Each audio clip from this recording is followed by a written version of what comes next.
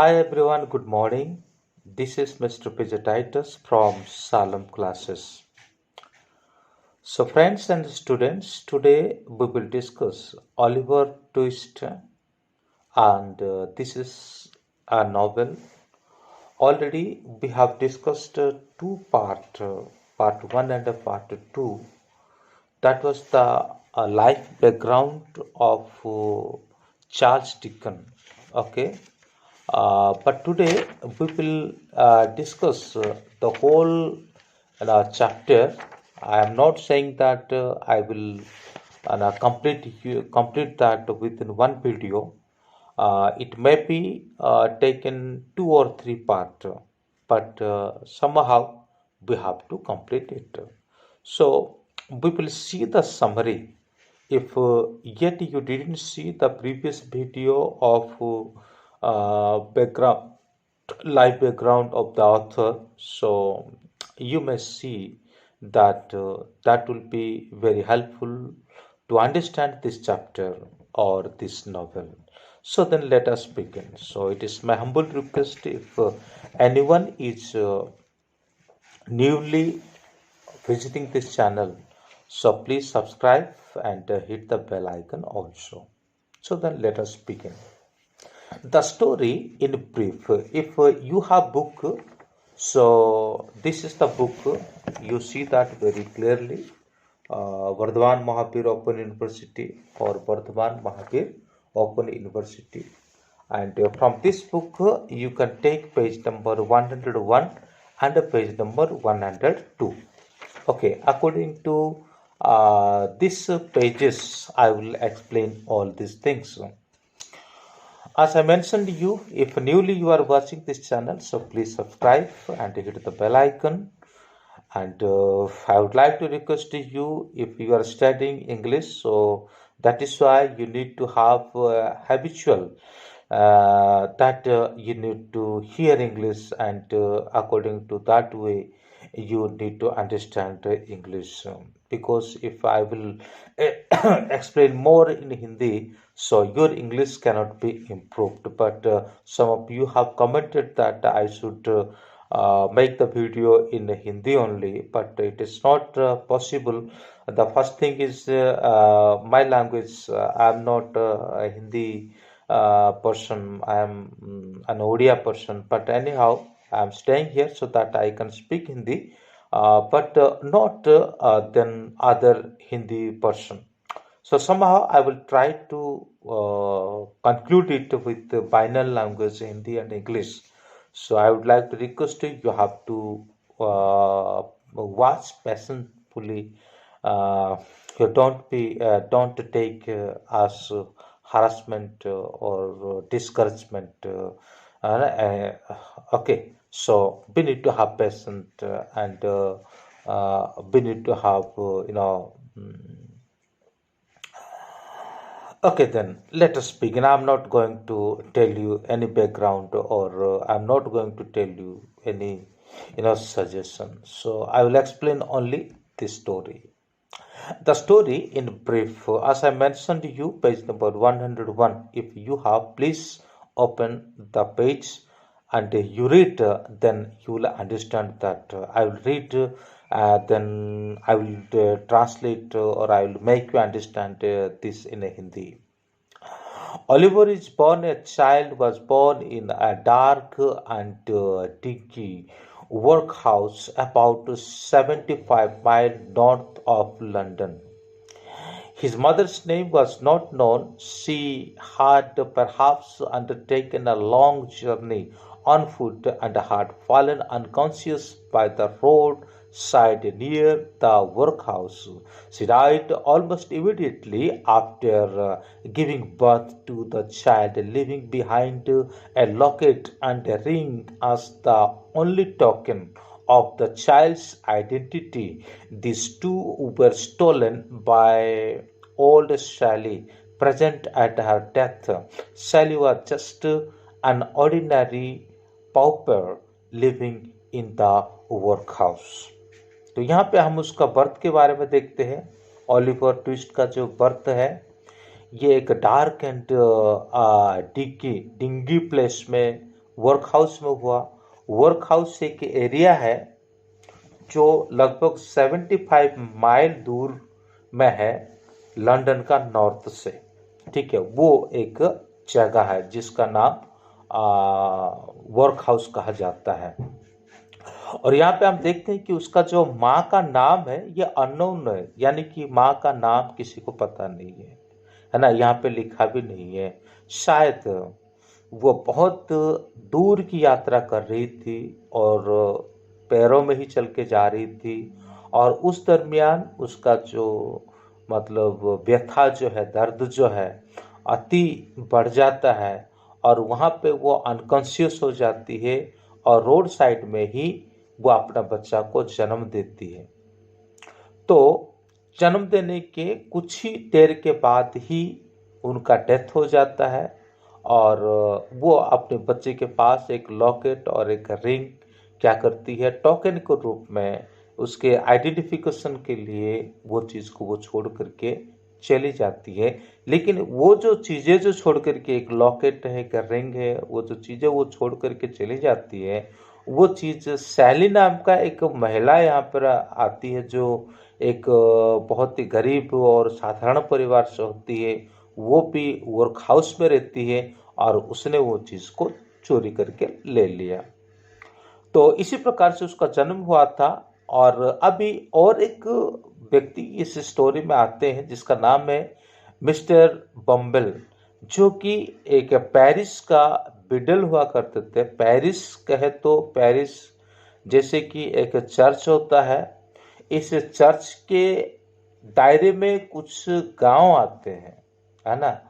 जो जैसे कि हमारा डिस्ट्रिक्ट होता है, डिस्ट्रिक्ट के अंदर में कई सारे तहसील आता है, तहसील के अंदर में कई सारे ग्राम पंचायत, ग्राम पंचायत का आता है फिर ग्राम, ये सब होता है। ठीक है, ऐसे ही एक पैरिश होता है, एक चर्च होता है, उस चर्च के अंदर में कई सारे गांव आते हैं। तो अब जो पेरिस का एक विशेष व्यक्ति के रूप में बम्बेल हुआ करते थे, और उन्होंने क्या किया, ये एक वर्क हाउस के कोई एक ऑफिशियल पर्सन थे, और उन्होंने ही ओलिवर ट्विस्ट का नाम को यहाँ पर रखा है। तो मिस्टर बम्बेल, जैसे कि मैंने पहले कहा था कि वो यहाँ का एक अधिकारी, एक प्रतिनिधि के रूप में थे, तो उन्होंने उसका नाम को ओलिवर ट्विस्ट रखा है। उसके पीछे ज़्यादा लॉजिक वाली बातें क्या और हम नहीं जाए। उसके बाद जैसे वो नाम रख लेते हैं, नाम रखने के बाद फिर क्या होता है, a reward of 10 pounds was offered to anyone who could give helpful clues about Oliver's parents, but no useful information could be procured. Oliver was sent to a nearby poor farm where he passed his early childhood in neglect and near starvation. तो जन्म हो गया उसका बड़े दर्दनाक तरीके से, और उसके बाद उसका नामकरण कर दिया गया। जैसे वो थोड़ा बड़ा हो जाता है तो सॉरी, इसी बीच में क्या होता है कि 10 पाउंड्स का एक प्रोत्साहन राशि की घोषणा की जाती है कि अगर कोई भी व्यक्ति इस लड़का का बारे में कोई इन्फॉर्मेशन दे दे तो डेफिनेटली उसके बारे में क्या किया जाएगा कि उसको 10 रुपये के सॉरी 10 पाउंड्स की प्राइज दी जाएगी।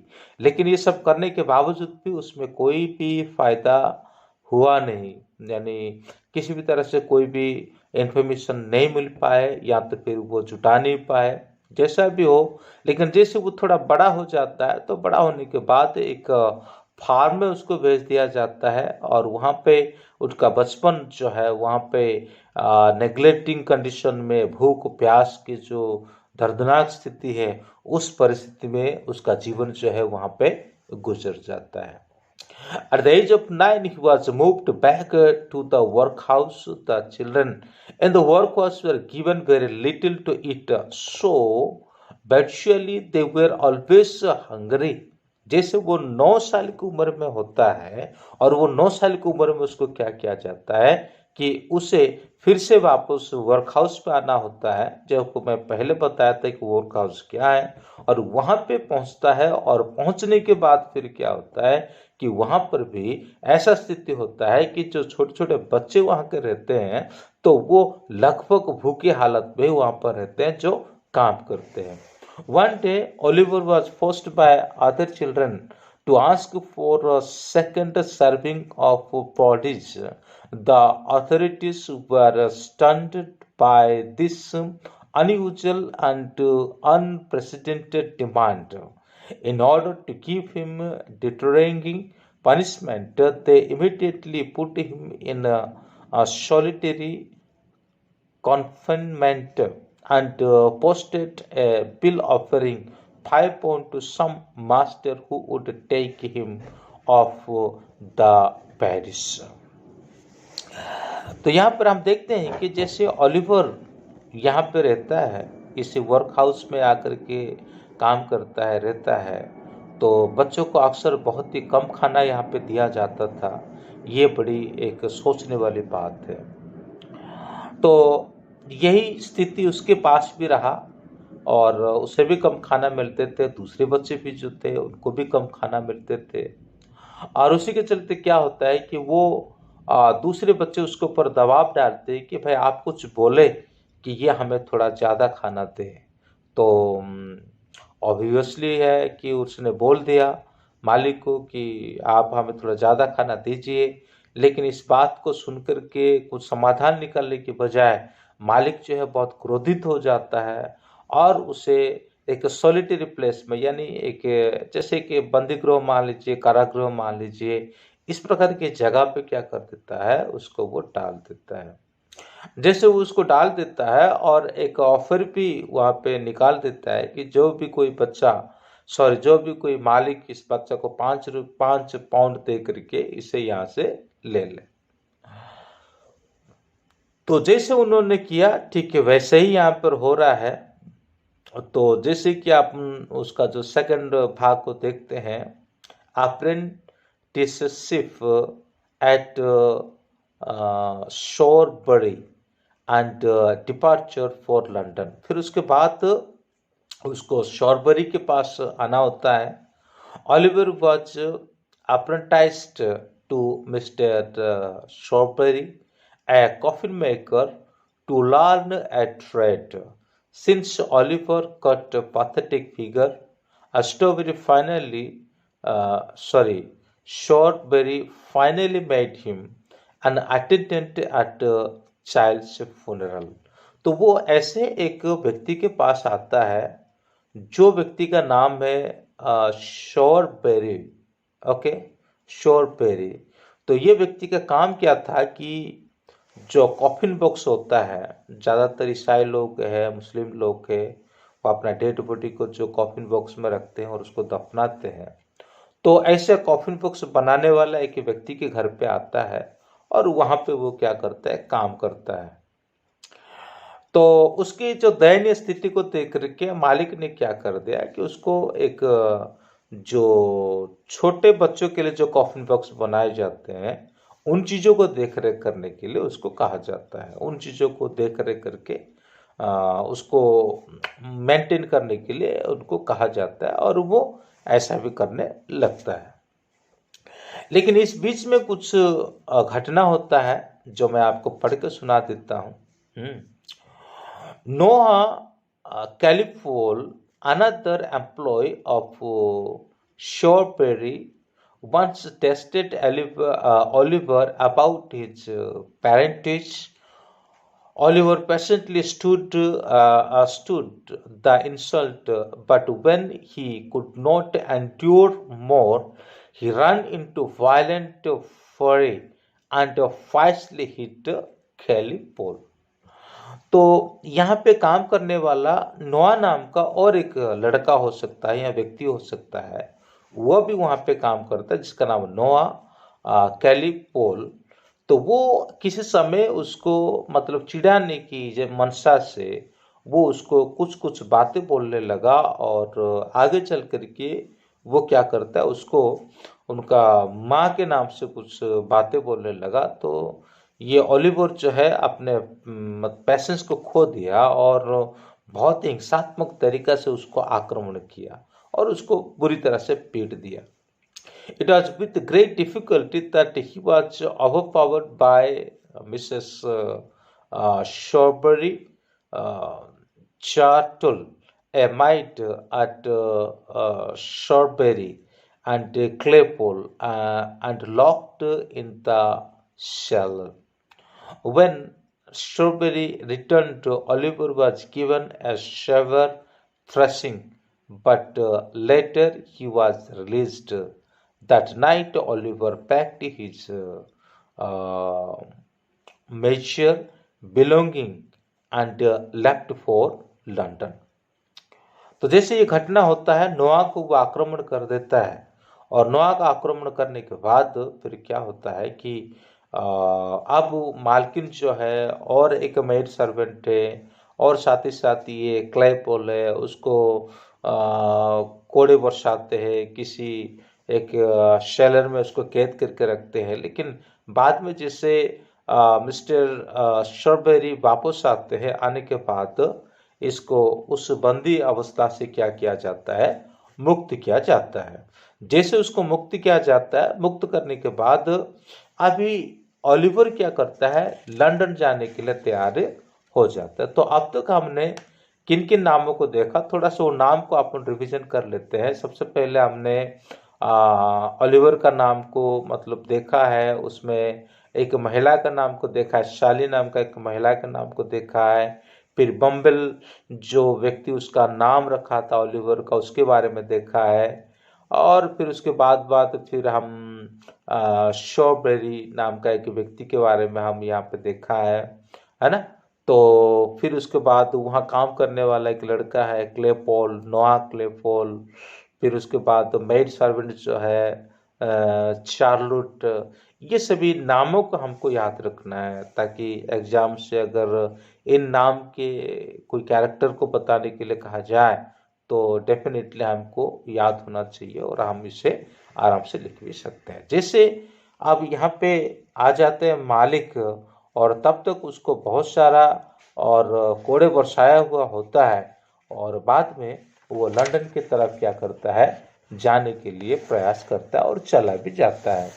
तो जैसे वो जा रहा होता है, उसका जर्नी जो है बहुत ही लॉन्ग होने के कारण वो बहुत थक जाता है। तो मैं थोड़ा सा पढ़ के सुना देता हूँ। Fagin's den and the art of pickpocketing. The journey to London was tiresome and painful. When Oliver reached the outskirts of London, he was worn out walking and had become weak from hunger. He met Jack Dawkins, popularly known as the Artful Dogger, who offered him food and lodging in the city. Oliver soon found himself in the midst of a gang of young thieves led by a miserly old Jew, Fagin. Hence, Oliver was trained as a pickpocket. London की तरफ वो आ रहा होता है और जैसे वो London की तरफ आ रहा होता है तो बहुत थक जाता है और आगे नहीं बढ़ पाता है और ऐसे समय पर बहुत भूखा हो जाता है। तो जैक डॉकिंस नाम का एक व्यक्ति मिल जाता है जिसको आर्टफुल डॉगर भी कहा जाता है और वो उसको खाने के लिए देता है और साथ ही साथ उसको रहने के लिए जगह देता है। और धीरे धीरे ओलिवर को पता चल जाता है कि वो अभी ऐसे एक जगह में है जहाँ पे चोरी किया जाता है।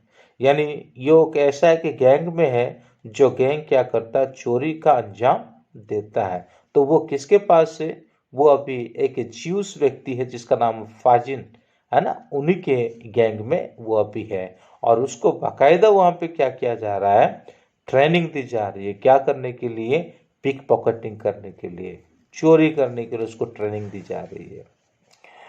फिर उसके बाद जैसे ट्रेनिंग मिलता है तो फिर आगे क्या कर सकते हैं। ट्रेनिंग मिलने के बाद आगे डेफिनेटली वही करना पड़ेगा कि भाई उसे चोरी करने के लिए जाना पड़ेगा, पॉकेट मार के लिए जाना पड़ेगा, उसकी इच्छा हो नहीं हो उससे कोई मतलब नहीं है, पर उसे जाना तो पड़ेगा ही। और अभी पहली दफा वो ब्राउन लो नाम का एक व्यक्ति का वहां पे जाते हैं, क्या करने के लिए, पिक पॉकेट करने के लिए, चोरी करने के लिए। The first pickpocketing mission the kindly Mr Brownlow one day artful jogger Charlie Patch and Oliver were sent on a pickpocketing mission. Oliver did not pick any pocket, but it was he who was caught and taken to the police station. There he was rescued by kindly Mr. Brownlow, the man whose pocket Oliver was accused of having picked. This adventure left a rude shock on young Oliver's mind, and for some time he was terribly sick. He was carefully looked after by Mr. Brownlow, his gruff friend Mr. Grimwing, and the old housekeeper Mr. Bedwin. In the room where Oliver was kept, there hung on one of the walls the portrait of a young woman, and almost everyone marveled at the resemblance between young Oliver and the lady in the portrait. तो यहाँ पे हम देखते हैं इस paragraph में कि सबसे पहला जो जो वो प्रशिक्षण ले रहे थे, प्रशिक्षण लेने के बाद उनको पहली बार क्या किया गया कि ये 8 फुट डॉगर के साथ और चार्ले के साथ ऑलिवर को छोड़ा जाता है, क्या करने के लिए, ब्राउन लो का पिक पॉकेट करने के लिए। लेकिन यहाँ पर यह देखा गया है कि ऑलिवर वो काम को नहीं कर पा रहा है, यानी पिक पॉकेट नहीं कर पा रहा है, और दूसरे भाग जाते हैं, लेकिन वो नहीं भाग पाता है, और इसी के चलते क्या होता है कि उसे ही पुलिस पकड़ लेती है ब्राउन लो का पिक पॉकेट के इल्जाम में, और उसे पुलिस स्टेशन में उसे बंद करके रख दिया जाता है। लेकिन ब्राउन लो थोड़ा दयालु व्यक्ति था, तो उसको लगा कि लड़का वाकई इनोसेंट है, उसके अंदर कोई खोट नहीं है, उसने ऐसा काम नहीं किया होगा, तो वो उससे पुलिस स्टेशन से छुड़ा के ले लेता है और अपने घर में ही उसको क्या करता है, रखता है, उसको ठीक ठाक देखभाल करता है, और उसका जो ज़रूरत है वो सारे ज़रूरत को वो पूरा करता है, क्योंकि उसे लगता है कि ओलिवर कहीं ना कहीं एक अच्छा लड़का है, उसने कोई भी गलत नहीं किया है।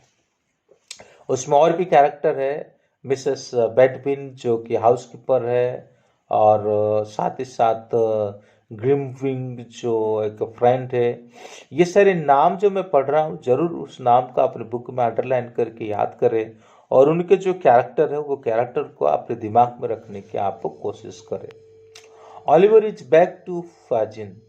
तो ऐसे समय पर क्या होता है कि मिस्टर ब्राउन लो क्या करता है कि ऑलिवर को जानता तो है ये एक सिंसियर लड़का है, ये एक हॉनेस्ट लड़का है, ये सब चीज़ तो वो जानता है, लेकिन जानने के बावजूद भी वो एक बार क्या करता है कि ऑलिवर को कुछ पैसा दे करके एक बुक सेलर के पास भेजता है कि भाई आप जाओ और ये पैसे ले लो, और उनको ये पैसे दे करके आप वापस आओ, इस तरह का कुछ कह करके उसको भेजता है। लेकिन ऐसे समय पर ग्रिमविक वो ऑलरेडी इस बात को कह दिया था कि आप ओलिवर को भेज रहे हो तो वो वापस नहीं आएगा, इस बात का आप ध्यान रख लेना। लेकिन ये ब्राउन लो के अंदर ये विश्वास था कि लड़का ईमानदार है, वो डेफिनेटली आएगा। लेकिन ऐसे परिस्थिति में जैसे ओलिवर जा ही रहा था बुक स्टोर के पास, तो ये जो फाजिन है वो उसको तो ढूंढ ही रहा था, और तभी नैन्सी नाम का एक लड़की क्या करती है, उन्हीं के ग्रुप की होती है, फाजिन के ग्रुप की होती है, और ओलिवर जब वो बुक सेलर के पास जा रहा होता है तब वो सामने आ जाती है, उसको रोक लेती है, और रोकने के बाद वो क्या करती है, उसे पहुंचाती है कहाँ पर, फाजिन के पास। फिर से वही स्थिति हो जाता है। इधर ब्राउन लो जो है बहुत मतलब विश्वास रख रहा था, उसके ऊपर बहुत भरोसा रख रहा था कि लड़का आएगा। लेकिन जैसा भी है, उसके मन में पता चल गया कि लड़का को कुछ ना कुछ मिसहैपेंस हुआ है, यानी वो किसी न किसी रूप से कोई ना कोई एक परेशानी में पड़ा है, कोई संकट में पड़ा है।